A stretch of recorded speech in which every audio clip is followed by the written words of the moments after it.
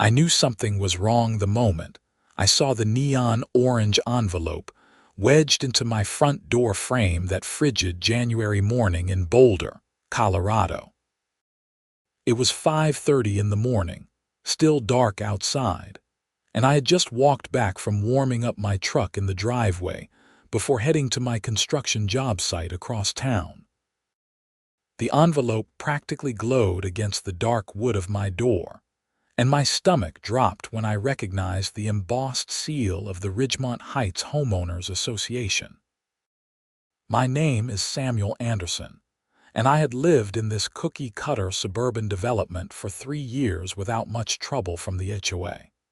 Sure, they sent the occasional reminder about keeping garbage cans hidden from street view and maintaining lawn height standards, but nothing major. I ripped open the envelope as I stepped inside my modest 3-bedroom ranch house, my work boots leaving traces of snow on the hardwood floor. The letter was typed in aggressive bold font. A violation notice. My eyes scanned down to the offense description, and I actually laughed out loud at the absurdity. According to the HOA, I had violated Section 14.7 of the Community Guidelines by allowing my vehicle to idle unattended in my driveway for more than 3 minutes. The fine was $250, due within 30 days. I read it 3 more times, convinced I was missing something. I had been warming up my 2019 Ford F-150 for maybe 10 minutes while I finished my coffee and grabbed my lunch from the fridge. It was 12 degrees outside. Every single person in Colorado warms up their car in winter. It was not just common practice, it was practically survival. The letter was signed by Patricia Henderson, the HOA president. I had met her exactly twice, both times at mandatory annual meetings where she droned on about property values and community standards while everyone else checked their phones. She was the textbook definition of someone with too much time and too much authority over trivial matters. Mid-50s, blonde hair that defied both gravity and natural color, and the kind of pursed lip expression that suggested she was perpetually smelling something unpleasant. I threw the letter on my kitchen counter and headed to work, figuring I would deal with this nonsense later. The construction site needed my full attention as we were pouring foundation in weather that was barely cooperative. But throughout the day, between directing the concrete crew and checking measurements, my mind kept drifting back to that ridiculous fine. During lunch break, I pulled out my phone and searched for Boulder municipal codes regarding vehicle idling. Within 5 minutes, I found exactly what I needed. Boulder Municipal Code Section 7-9-14 specifically allowed vehicles to idle for up to 15 minutes when the ambient temperature was below 15 degrees Fahrenheit. It was right there in black and white on the city's official website. The city explicitly permitted what the HOA was trying to fine me for. I took screenshots and emailed them to myself, then called the non-emergency line for the Boulder Police Department during my drive home. The dispatcher connected me to an officer who confirmed what I had read. As long as the vehicle was on private property and the temperature met the threshold, residents were legally permitted to warm their vehicles. The officer even sounded amused when I explained the HOA situation. "Yeah, HOAs can't override municipal code," he said with a chuckle. "They can write all the guidelines they want, but if it contradicts city ordinance, the city wins. You might want to point that out to them." Armed with this information, I drafted a response letter that evening. I kept it professional but firm, citing the exact municipal code, including the subsection and language. I explained that my vehicle had been idling for approximately 10 minutes during weather that was 12 degrees, well within the legal parameters established by the city of Boulder. I requested the fine be dismissed immediately, and asked for written confirmation that no further violations would be recorded on my property record. I printed 2 copies, signed both, kept one for my records, and drove the other to the HOA management office the next morning before work. The office was located in a small commercial plaza at the edge of our development, sandwiched between a nail salon and a tax preparation office. A bored-looking woman in her 20s sat at the front desk, barely glancing up from her phone as I walked in. "I need to submit an appeal for a violation notice," I said, handing her the envelope. She took it without enthusiasm. "Fill out this form. Someone will review it within 30 business days." 30 business days. The fine is due in 30 calendar days. She shrugged. "That's the policy. You can pay the fine now, and if your appeal is approved, you'll get a refund. Or I could not pay a fine for something that isn't actually a violation of any legitimate law." Another shrug. This woman had clearly perfected the art of not caring. I filled out the appeal form right there at the counter, attached my response letter, and made her stamp my personal copy with a received date. She rolled her eyes but complied. 2 weeks passed without any response. I continued my normal routine, including warming up my truck every morning. The temperatures remained brutal, dropping into the single digits several nights. I wasn't about to stop a perfectly legal and necessary practice because Patricia Henderson had delusions of authority. Then I got the second letter. This one was even more aggressive. Not only was the original fine still in place, but I was now being fined an additional $500 for continued violations and willful disregard of HOA authority. The letter stated that I had been observed on 7 separate occasions warming my vehicle in my driveway between January 15th and January 28th. It also warned that if I continued this behavior, I would face a lien on my property. A lien over warming my truck in my own driveway. In the middle of a Colorado winter, I called the HOA office immediately. The same disinterested receptionist answered. "I need to speak with Patricia Henderson," I said, keeping my voice level despite the anger building in my chest. "Mrs. Henderson doesn't take calls. You can email her through the resident portal. I submitted an appeal 2 weeks ago. I haven't received any response, and now I'm being fined even more for something that municipal code explicitly allows. The board reviewed your appeal and denied it. The decision letter should arrive in the next few days. You just said someone would review it within 30 business days. It's only been 14 calendar days. The board met last night. They reviewed pending appeals. Yours was denied." I took a deep breath. "Connect me with your legal department or whoever handles these disputes." "We don't have a legal department. If you want to dispute the board's decision, you need to request a hearing. There's a form on the website. The next hearing date is March 12th. That's 6 weeks away. These fines are due before then. Then you should pay them." I hung up before I said something I would regret. This was escalating beyond a simple misunderstanding. The HOA was clearly doubling down despite being presented with evidence that they were wrong. I needed to approach this differently. That evening, I drove to the Boulder County Law Library and spent 3 hours researching HOA authority, municipal code enforcement, and Colorado property law. What I found was both enlightening and infuriating. HOAs in Colorado had significant power over aesthetic and behavioral standards within their communities, but they were still bound by state and municipal law. They could not enforce rules that directly contradicted established legal codes. Additionally, Colorado had specific statutes protecting homeowners from arbitrary or punitive HOA actions. I compiled a new document, this time citing not just the municipal code, but also Colorado Revised Statutes Section 38-33.3-209.5, which addressed HOA rulemaking authority and its limitations. I also found case law from a 2019 Colorado Court of Appeals decision, where an HOA's parking restrictions were overturned because they contradicted local ordinances.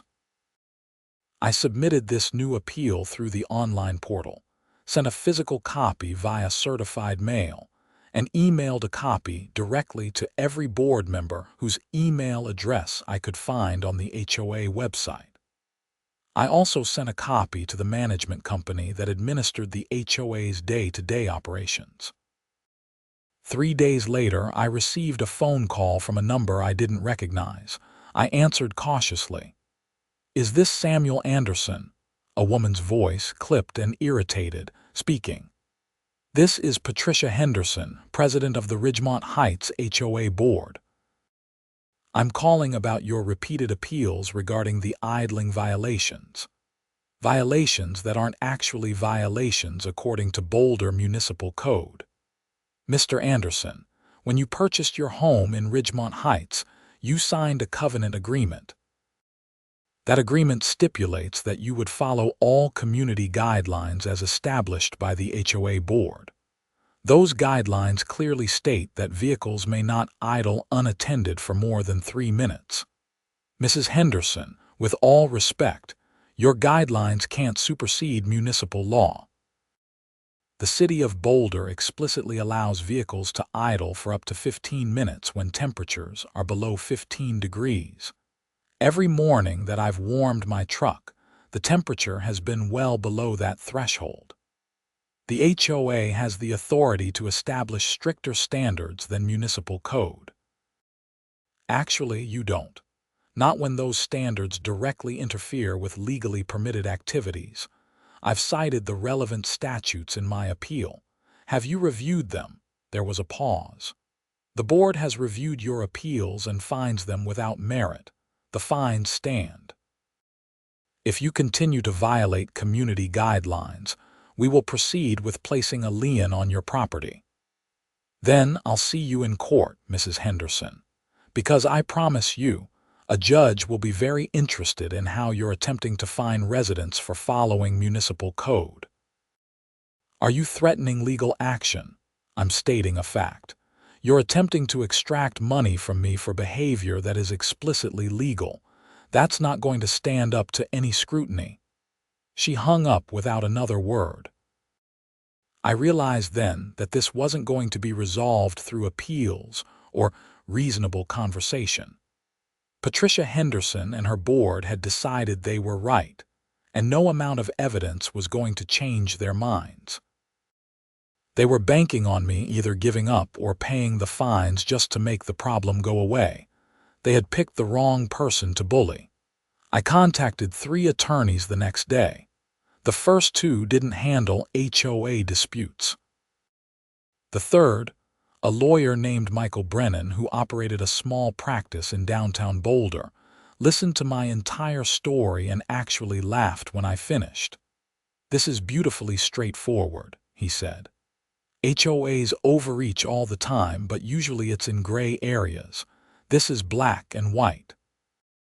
They're fining you for something municipal code explicitly permits. How much are the fines currently? $750 total. But they're threatening to keep adding more and eventually put a lien on my house. They won't get that far. Here's what we'll do. I'll draft a cease and desist letter citing the relevant codes and case law. I'll also include a demand that they rescind all fines and provide written assurance that they won't pursue this further. If they ignore that, we file a declaratory judgment action asking the court to rule that their guideline is invalid as applied to you. Based on what you've told me, we'd win easily. The question is whether they'll back down before it gets that far. What are your fees?" "For the letter, $500. If we have to file suit, we're looking at a $3,000 retainer, but here's the thing. Colorado law allows recovery of attorney fees in HOA disputes when the HOA is acting unreasonably. If we win, which we will, they pay your legal bills. I wrote him a check that afternoon. Michael's letter arrived at the HOA office via certified mail 4 days later. I received a copy, and it was a thing of beauty. 3 pages of precise legal language systematically dismantling every argument the HOA had made. It concluded with a demand that all fines be rescinded within 10 business days, and that the HOA provide written confirmation that no further action would be taken regarding vehicle warming in accordance with municipal code. The 10 days came and went. No response. "They're calling your bluff," Michael said when I met with him again. "They think you won't actually sue. Let's prove them wrong." We filed a complaint in Boulder County District Court, seeking a declaratory judgment that the HOA's idling restriction was unenforceable as applied to situations where municipal code explicitly permitted the behavior. We also asked for recovery of all attorney fees, court costs, and the money I would have paid in fines. The HOA had to respond within 21 days. Their response, when it came, was prepared by a Denver law firm that clearly specialized in HOA defense. They argued that the covenant agreement gave the HOA broad discretion to regulate behavior within the community, that aesthetic and environmental concerns justified stricter standards than municipal minimums, and that I had voluntarily agreed to follow HOA rules when I purchased my home. Michael filed a motion for summary judgment, arguing that there were no genuine disputes of material fact and that we were entitled to judgment as a matter of law. The hearing was set for late March. In the meantime, life in Ridgemont Heights got uncomfortable. Word had spread about my lawsuit, and opinions were divided. Some neighbors quietly expressed support, mentioning their own frustrations with HOA overreach. Others treated me like I was trying to destroy property values by challenging the sacred authority of the board. Patricia Henderson began what could only be described as a campaign of petty harassment. I received violation notices for my garbage can being visible from the street 12 minutes before the designated time on trash day. I got cited for having a garden hose attached to my exterior spigot, something that apparently violated the clean aesthetic lines requirement. When I put up a small basketball hoop over my garage door for my nephew who visited on weekends, I got a notice within 48 hours saying it required Architectural Review Committee approval. I forwarded every single notice to Michael, who added them to our case file as evidence of retaliatory behavior. The hearing finally arrived on March 23rd. The courtroom was smaller than I expected, and Judge Margaret Richardson had the no-nonsense demeanor of someone who had heard every possible dispute and was not impressed by any of them. The HOA's attorney, a man named Douglas Whitmore who wore a suit that probably cost more than my monthly mortgage payment, presented their arguments first. He emphasized the voluntary nature of HOA covenants, the need for uniform standards, and the allegedly disruptive nature of idling vehicles in early morning hours. Judge Richardson interrupted him mid-sentence. "Counsel, is there any dispute that Boulder Municipal Code Section 7-9-14 permits vehicle idling for up to 15 minutes when ambient temperature is below 15 degrees Fahrenheit?" "No, Your Honor, but..." "And is there any dispute that the defendant's vehicle warming occurred during periods when temperature was below that threshold?" "We haven't verified the exact temperatures on each. The plaintiff has submitted National Weather Service data showing temperatures between 6 and 13 degrees on the dates in question." "Does the HOA dispute that data?" Whitmore shuffled his papers. "No, Your Honor." Then on what basis does the HOA claim authority to fine residents for behavior that municipal code explicitly permits? Your Honor, the covenant agreement gives the HOA authority to establish community standards. Residents agree to those standards when they purchase property. The HOA has legitimate concerns about noise, emissions, and aesthetic disruption.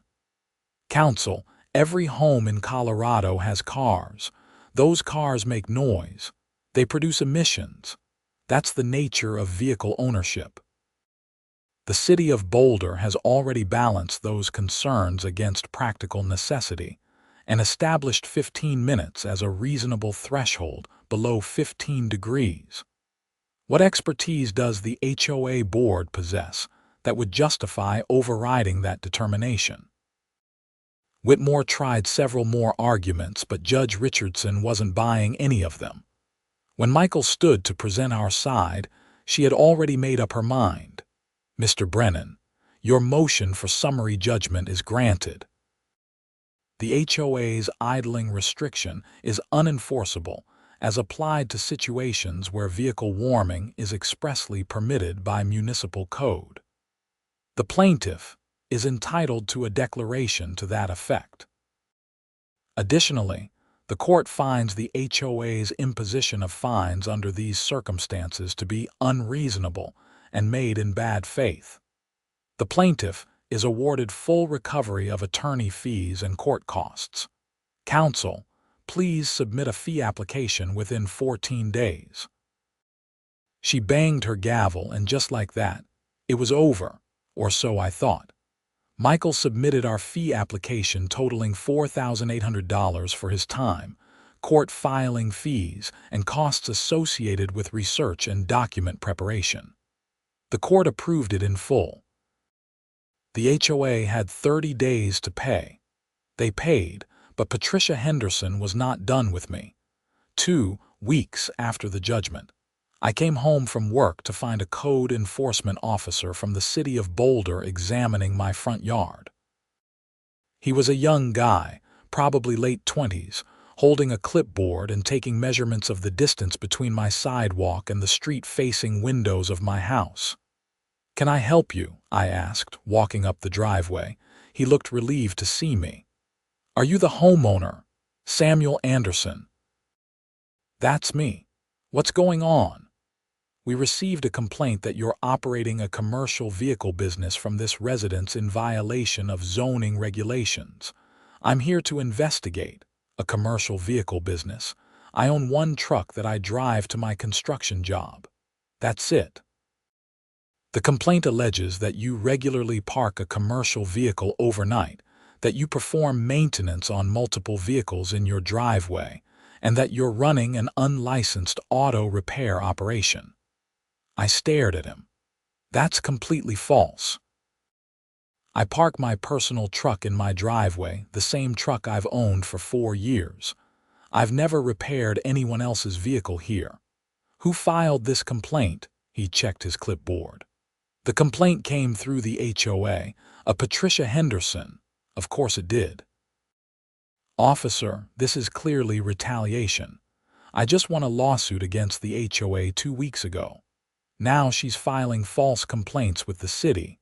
My truck isn't even technically a commercial vehicle.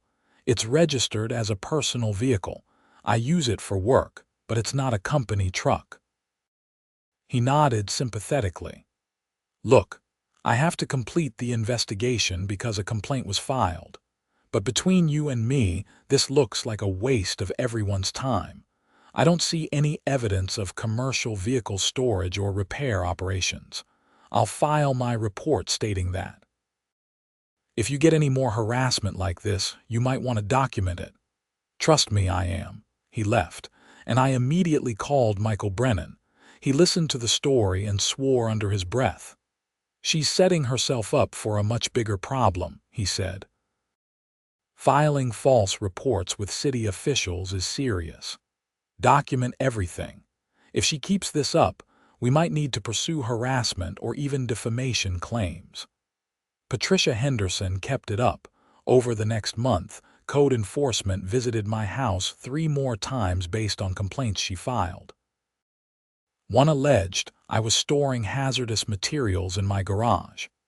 Another claimed I was violating noise ordinances by running power tools at inappropriate hours.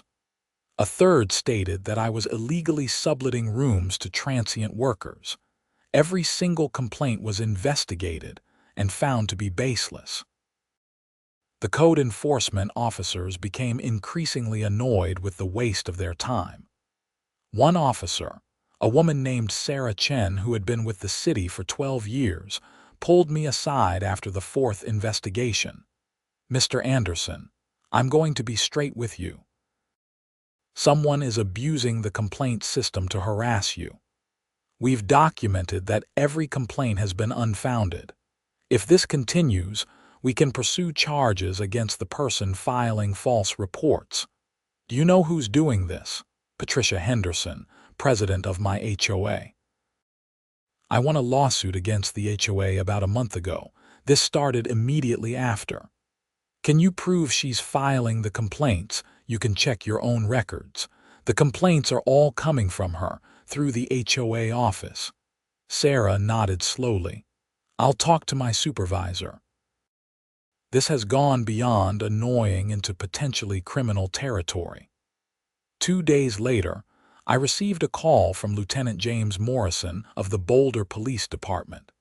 He asked if I could come to the station to discuss the harassment situation. I took a personal day from work and met with him that afternoon. Lieutenant Morrison was probably in his early 40s, with the calm demeanor of someone who had dealt with every variety of human stupidity. He had a folder on his desk containing printouts of all the code enforcement complaints filed against me. "Mr. Anderson, Officer Chen flagged this situation to our department because it appears to meet the threshold for criminal harassment. Colorado Statute 18-9-111 defines harassment as repeatedly instigating contact with another person in a manner that would cause a reasonable person alarm or annoyance. Filing multiple false official complaints certainly qualifies. Can you walk me through the history here?"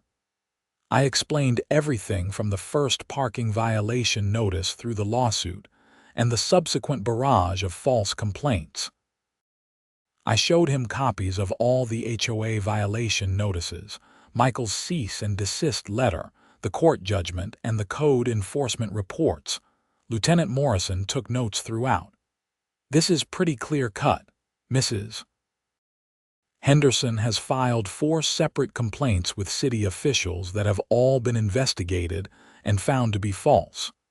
That's harassment and potentially filing a false report, which is a separate offense. Have you had any direct contact with her since the court judgment?" "She called me once before we filed suit. Since then, nothing direct, just these complaints. I'm going to send an officer to have a conversation with Mrs. Henderson. We'll explain that filing false reports is a crime and that if it continues, she will face charges. Hopefully that will be enough to stop this behavior. And if it's not, then we'll arrest her." Officer Daniels and his partner visited Patricia Henderson the following afternoon. I wasn't there, obviously, but Officer Daniels called me later that evening to brief me on how it went. "Mr. Anderson, I want you to know we took this seriously. We spoke with Mrs. Henderson for about 20 minutes. We explained that filing false complaints with city officials is a criminal offense under Colorado law.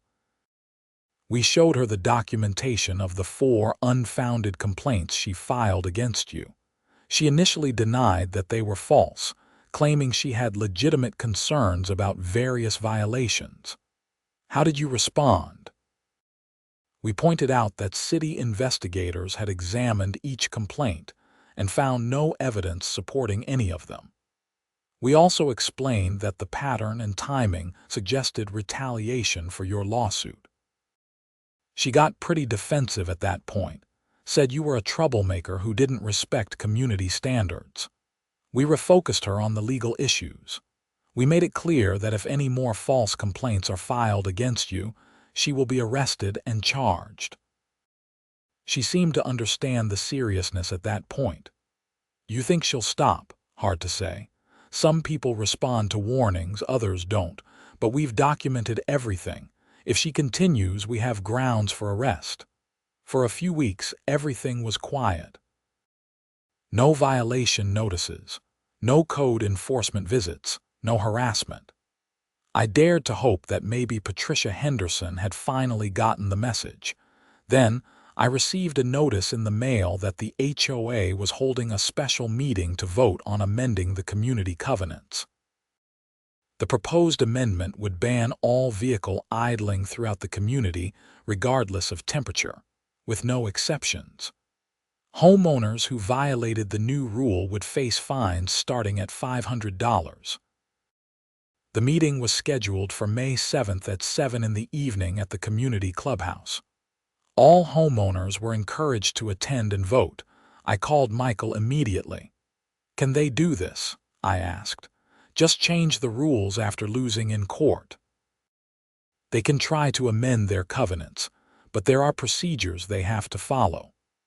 Colorado law requires a certain percentage of homeowners to approve covenant amendments, usually 67% or higher, depending on what their original covenants say. More importantly, even if they pass an amendment, it still can't override municipal code. The court already ruled on that.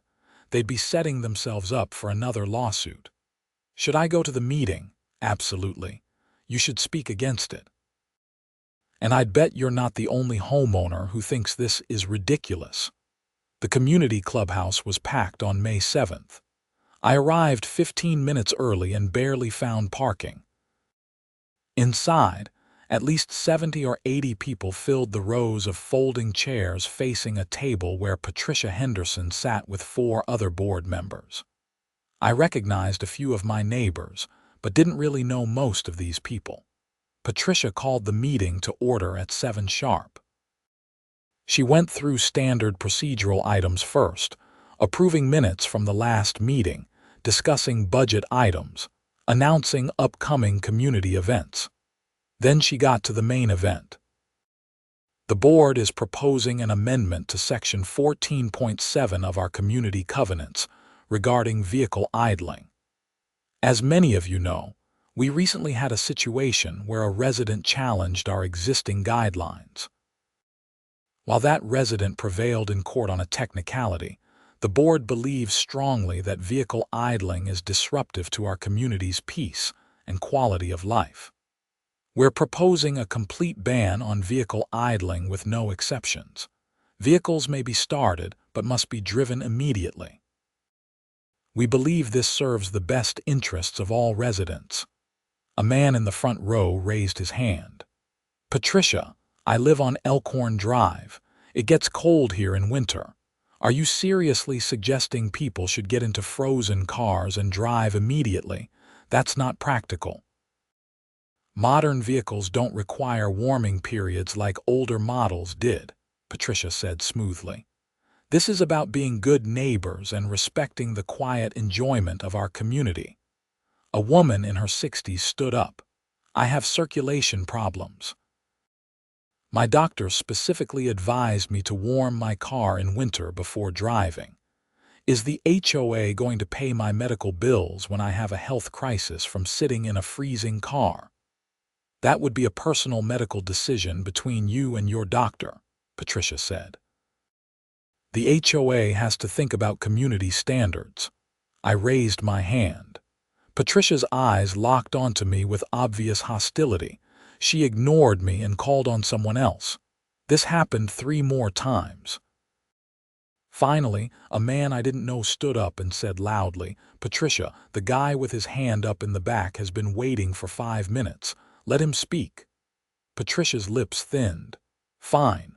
Samuel Anderson, what do you want to say?" I stood up. "I'm the resident Patricia mentioned who challenged the idling restrictions.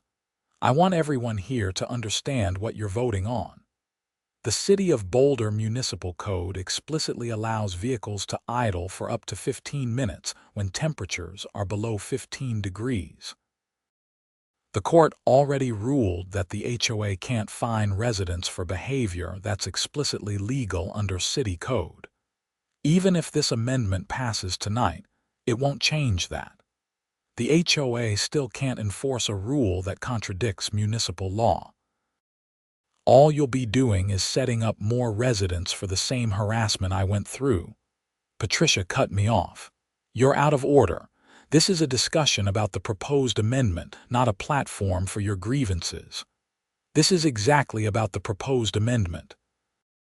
You're asking people to vote for something that's legally unenforceable. That's not a grievance, that's a fact. Several people started talking at once. The board member next to Patricia, a thin man with glasses named Robert Chen, held up his hand for quiet. "If I may," he said. "I've been on this board for 3 years, and I have to say I have serious reservations about this amendment. Sam is right that we can't override municipal code. The court made that clear. I also think a complete ban is impractical. I warm my car in winter. Most of us do. I don't think we should be criminalizing normal behavior." Patricia shot him a look that could have melted steel. "Robert, the board discussed this and agreed to present a unified position." "You mean you decided this and expected everyone to agree?" "I didn't agree. I think this is a waste of time and potentially exposes the HOA to more legal liability." Another board member, a woman named Susan Martinez, nodded. "I have concerns too. We just paid nearly $5,000 in legal fees from the last lawsuit. Do we really want to invite more litigation?" The meeting devolved into chaos. Neighbors argued with each other about property values, personal freedom, environmental concerns, and whether Patricia Henderson had too much power. It became clear pretty quickly that there was no way the amendment was getting the required 67% approval. After 40 minutes of shouting, Patricia called for a vote just to move things along. The amendment failed spectacularly. 12 people voted in favor, 41 voted against, and the rest abstained. Patricia's face was red with barely controlled anger as she announced the results. "Fine," she said coldly. "I hope everyone remembers this when property values decline because people are letting their cars idle all hours of the day and night." "It's not all hours," someone shouted. "It's cold mornings in winter. Stop being dramatic." The meeting adjourned in disorder. As people filed out, several neighbors came up to thank me for standing up to the board. A few others glared at me like I was personally responsible for the collapse of civilization. I thought this might finally be the end of it. The HOA had tried everything, they had lost at every turn, and now the broader community had rejected their overreach. Surely Patricia Henderson would move on. I underestimated her capacity for vindictiveness. 2 weeks later, I received a letter from a law firm in Denver. It was a defamation demand claiming that I had made false and damaging statements about Patricia Henderson during the May 7th meeting. According to the letter, I had implied that she was corrupt, that she was misusing HOA funds, and that she was harassing residents. The letter demanded a public apology and $10,000 in damages, or they would file a lawsuit. I read the letter 3 times, then called Michael Brennan for what felt like the 100th time. "She's lost her mind," I said after explaining the latest development. "I never said she was corrupt or misusing funds. I said she was harassing me, which is objectively true and documented by the police." "This is a slap suit," Michael said. "Strategic lawsuit against public participation. She's trying to silence you and intimidate you with the threat of litigation." Colorado has an anti-slap statute specifically designed to shut this kind of thing down. If she actually files suit, We can get it dismissed quickly and she'll have to pay your attorney fees. Again. Should I respond to the demand letter? I'll respond. And I'm going to make it very clear that if she pursues this, she's going to regret it. Michael drafted a response that was professionally scathing. He cited Colorado's anti-SLAPP law, pointed out that nothing I said at the HOA meeting was defamatory, noted that truth is an absolute defense to defamation, and warned that filing a frivolous lawsuit would result in sanctions and fee awards. The Denver law firm never responded, and no lawsuit was filed. I suspected they had taken one look at the actual facts and advised Patricia Henderson that she had no case. Summer arrived, and I tried to put the whole nightmare behind me. I worked on my house, spent weekends hiking in the Flatirons, and generally tried to be a normal person living a normal life. The HOA sent me standard communications about community events and maintenance reminders, but there were no more violation notices or harassment. Then September came around, and with it the HOA annual election. Board positions were up for grabs, including the presidency. Patricia Henderson was running for re-election, as were two of her allies on the board. But there were also challengers, including Robert Chen, the board member who had spoken against the idling amendment. I received a flyer in my mailbox encouraging people to vote for a reform slate that wanted to reduce HOA overreach and focus on genuine community needs rather than petty enforcement. Robert Chen was at the top of that slate. The election was conducted by mail ballot over 2 weeks in late September. Results were announced at the annual meeting in early October. I attended, curious to see how it would play out. The community room was crowded again. Patricia Henderson sat at the board table looking confident. When the time came to announce results, the HOA's management company representative stood up with a spreadsheet. For the position of president, Patricia Henderson received 94 votes. Robert Chen received 132 votes. Robert Chen is the new president.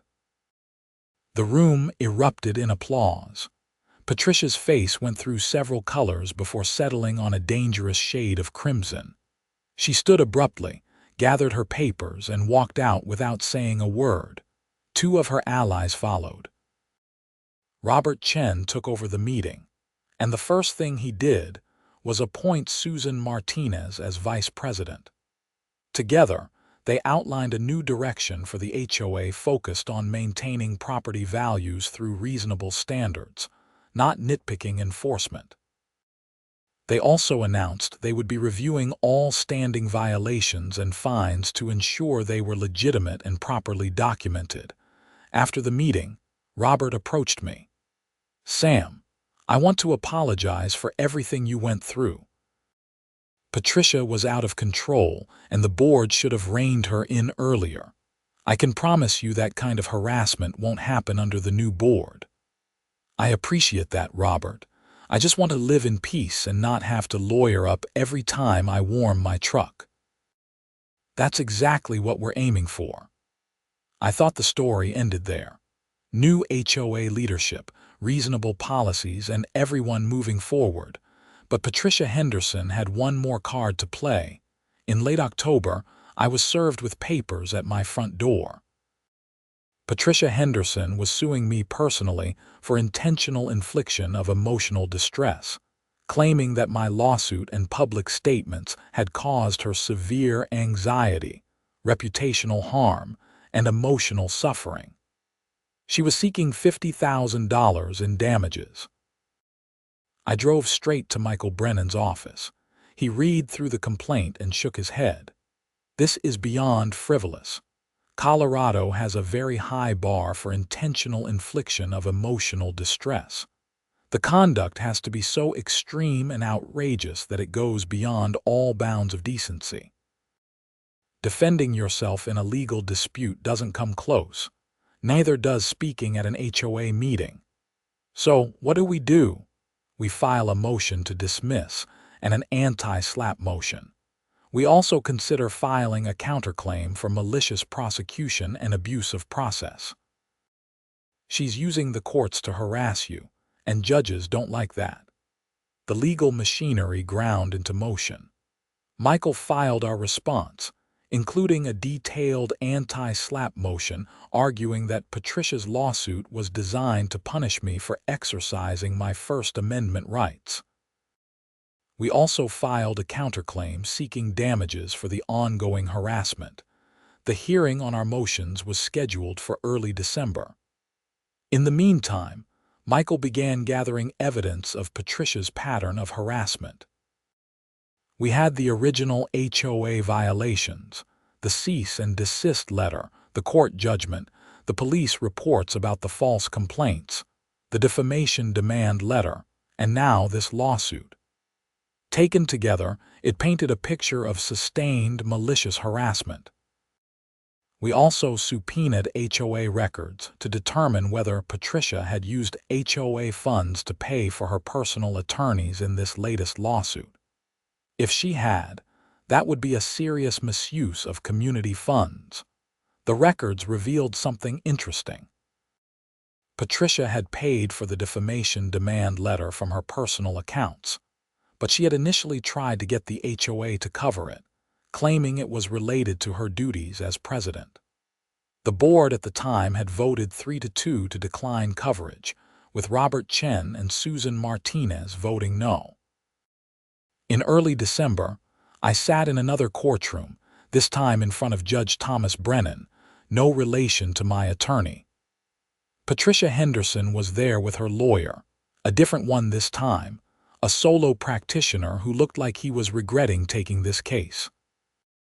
Judge Brennan reviewed the motions and the complaint with obvious skepticism. He looked up at Patricia's attorney. "Counsel, your client is suing Mr. Anderson for emotional distress stemming from his decision to contest an HOA fine. Is that correct, Your Honor? It's more complex than that." The defendant engaged in a sustained campaign to undermine my client's authority, made defamatory statements in public forums, and caused severe emotional harm. What specific statements were defamatory? Patricia's attorney flipped through his notes. At the May meeting, he implied that Mrs. Henderson was harassing residents. Was she harassing residents? That's a matter of interpretation, Your Honor. Judge Brennan looked at the police reports in the file. Officer Morrison of the Boulder Police Department documented 4 false complaints filed by Mrs. Henderson against Mr. Anderson. The City Code Enforcement Office found all complaints to be without merit. Officer Daniels warned Mrs. Henderson that filing false reports is a criminal offense. That's not interpretation, counsel. That's documented harassment. Your Honor, my client was acting in what she believed were the best interests of the community. By filing false police reports, counsel, I've read Mr. Brennan's anti-SLAPP motion, and I find it persuasive. This lawsuit appears designed to punish Mr. Anderson for successfully defending his legal rights. That's exactly what the anti-SLAPP statute is meant to prevent. I'm granting the motion to dismiss. Mrs. Henderson's complaint is dismissed with prejudice. Mr. Anderson is entitled to recovery of attorney fees associated with defending this action. Patricia's face went pale. Her attorney tried to salvage something. Your Honor, if you're dismissing the complaint, we would ask that you also dismiss Mr. Anderson's counterclaim. No. The counterclaim for malicious prosecution and abuse of process survives. That will proceed to trial unless the parties reach a settlement. The hearing ended. Patricia Henderson left the courtroom without looking at me. Her attorney approached Michael in the hallway. "Can we talk settlement?" He asked quietly. "My client is open to reasonable proposals," Michael said. "We met in a conference room at the courthouse." Patricia sat on one side of the table with her attorney. I sat on the other with Michael. Patricia wouldn't make eye contact. Her attorney spoke. Mrs. Henderson is willing to drop all current and future claims against Mr. Anderson in exchange for him dismissing his counterclaim. No, Michael said immediately. Your client has spent the better part of a year harassing mine. She's filed false HOA violations, false police reports, false code enforcement complaints, a baseless defamation demand, and now a frivolous lawsuit. Mr. Anderson has incurred significant attorney fees, stress, and damage to his reputation. A mutual walk away isn't acceptable. What do you want? Written apology, public clearing of his HOA record, reimbursement of all attorney fees to date, and a permanent agreement that Mrs. Henderson will have no further contact with Mr. Anderson except as required by normal community business. Patricia spoke for the first time. I'm not apologizing. Then we'll see you at trial, Michael said, standing up. Her attorney grabbed her arm. Patricia, you're going to lose at trial, and it's going to cost you a lot more than settling now. Be reasonable. They huddled for a whispered conversation. Finally, Patricia looked at me with pure hatred in her eyes and said, Fine. I'll settle. We negotiated the specific terms over the next hour. Patricia would provide a written apology acknowledging that her complaints and legal actions against me were unfounded. She would pay $18,000 to cover my attorney fees. She would ensure that all violation notices and fines were expunged from my HOA record. And she would agree to a no-contact provision, except for absolutely necessary HOA business. The agreement was drafted, signed, and filed with the court that afternoon. Patricia Henderson wrote a check to Michael's firm on the spot. She left the courthouse without saying another word to anyone. 3 weeks later, I received a formal letter on new HOA letterhead signed by Robert Chen as president. It stated that after a comprehensive review of my property records, all previous violations and fines had been removed from my file. My account was in good standing with no outstanding issues. The letter also included a copy of Patricia Henderson's written apology, which was brief and clearly written through gritted teeth, but it was there. I framed both letters and hung them in my garage next to my tool bench. Winter returned to Boulder, and temperatures dropped into the single digits again. Every morning I walked out to my driveway, started my truck, and let it warm up for 10 minutes while I finished my coffee. No violation notices appeared on my door. No code enforcement officers visited. No lawsuits arrived. The new HOA board under Robert Chen's leadership focused on actual community improvements, repaving roads, updating the playground equipment at the community park, and organizing neighborhood events that people actually wanted to attend. Violation notices were reserved for genuine issues like severely overgrown yards or illegal structures, not petty nonsense. I ran into Patricia Henderson exactly once after everything was settled. It was at the grocery store in March. We made eye contact across the produce section. She turned and walked the other way without acknowledging me. That was fine with me. My neighbor Jerry, who lived 3 houses down and had watched the entire saga unfold, invited me over for beers one evening that spring. We sat on his back deck watching the sun set over the mountains. "I've got to hand it to you, Sam," he said. "You didn't back down. Most people would have just paid the fines and moved on." "It wasn't about the money," I said. "It was about the principle. They were wrong and they knew they were wrong, but they kept pushing anyway. Someone had to push back. Well, the whole neighborhood benefited. The new board is actually reasonable. Property values haven't collapsed despite people warming their cars in winter. Imagine that. We laughed and clinked our beer bottles together. Life returned to normal. I worked my construction jobs, maintained my house, and participated in community events when I felt like it. The HOA became what it should have been all along, a quiet administrative body that handled genuinely necessary coordination and maintenance, not a petty fiefdom for someone's power trips. I heard through the neighborhood grapevine that Patricia Henderson sold her house and moved to Denver in late summer. No one was sorry to see her go. The family that bought her house was young, with two small kids who played in the yard every evening.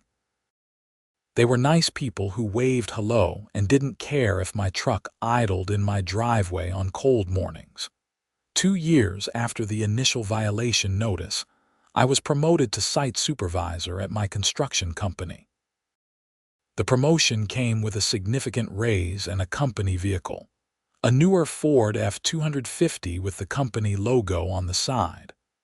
I kept my old truck as a personal vehicle and parked the company truck in my garage. On a particularly cold morning in January, I warmed up both trucks in my driveway while getting ready for work. I stood in my doorway with my coffee, watching the exhaust plumes in the frigid air, and thought about how much energy and money and stress could have been avoided if Patricia Henderson had just accepted that sometimes people need to warm their cars in winter. But then I thought about the positive changes that came from standing my ground. A new, reasonable HOA board. A community that had learned to question authority when it overreached, a legal precedent that might help other homeowners facing similar situations. And personally, the knowledge that I could stand up to bullies and win. The sun came up over the mountains, painting the sky in shades of orange and pink. I finished my coffee, climbed into my warm truck, and drove to work. It was a good day to be alive in Boulder, Colorado, with my property record clear, my legal battles won, and my truck properly warmed up despite what any HOA president might have thought about it. Some battles are worth fighting, even if they start with something as simple as warming your car in your own driveway, because it is never really about the car. It is about whether someone can arbitrarily punish you for doing something perfectly legal just because they think they have the power to do so.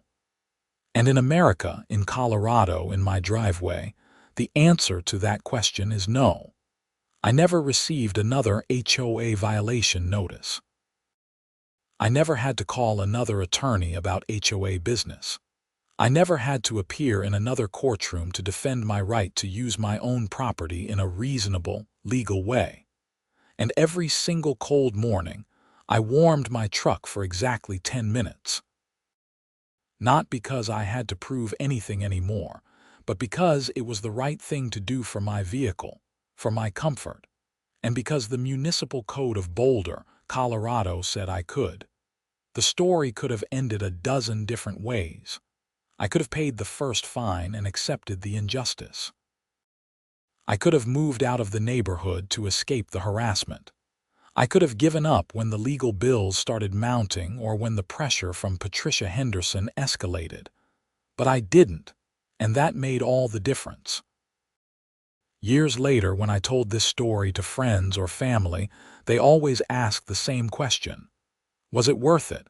Worth the money, the stress, the time, the energy? And my answer was always the same, absolutely. Because some principles are worth defending even when they seem small. Especially when they seem small. Because that's when the bullies think they can get away with it. That's when they count on you to just pay the fine, follow the unreasonable rule, and accept that they have power over you. But they don't. Not really. Not when you're willing to stand up, cite the actual laws, and demand that even a homeowners association has to follow the rules like everyone else. My truck is 9 years old now. It still starts every morning, though it takes a little longer in the cold. I still live in the same house in Ridgemont Heights. Robert Chen served 2 terms as HOA president before stepping down, and the board that replaced him continued his reasonable approach to community management. The basketball hoop over my garage is still there. The garden hose stays attached to my exterior spigot year-round. My garbage can is sometimes visible from the street. And every winter morning when the temperature drops, my truck idles in my driveway for 10 minutes. No one complains. No one cares. It's just a guy warming his truck in Colorado winter, exactly as the municipal code allows, exactly as common sense dictates. And that's exactly how it should be.